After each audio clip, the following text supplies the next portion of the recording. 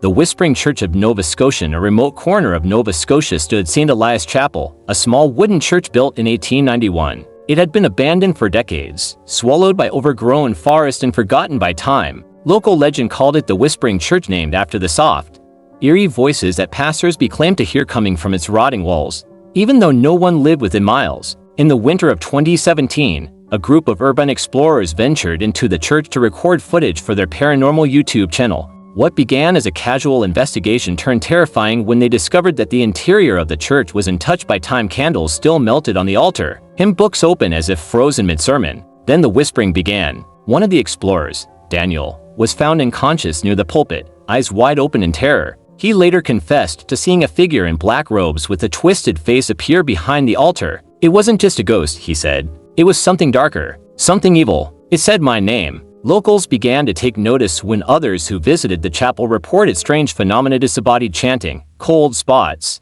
even scratches appearing on their skin. One teenage girl went missing after entering the church on a dare. Her body was never found, only her phone playing an audio loop of Gregorian chants that no one could trace. Desperate for help, the town contacted Father Thomas Marceau, a retired Catholic priest known for his experience with exorcisms. Despite his age, Father Marceau agreed to investigate. He spent 3 days fasting and praying before entering the church with only his rosary, holy water, and a crucifix. He later described the atmosphere inside as thick with despair. The altar was stained black, and the air was icy. As he began the rite of exorcism, the church groaned and shook. Whispers turned into screams, and shadowy forms darted across the stained glass windows, though the moonlight shone clearly through them. On the final day of his ritual, Father Marceau claimed he saw the same robed figure Daniel had described. It spoke in Latin, backwards, he said. It was not a ghost, it was a demonic entity feeding on fear. The exorcism took 7 hours. When it ended, the church fell silent permanently. Since that day, no further activity has been reported. St. Elias Chapel remains standing, but the town has cordoned it off and posted warnings.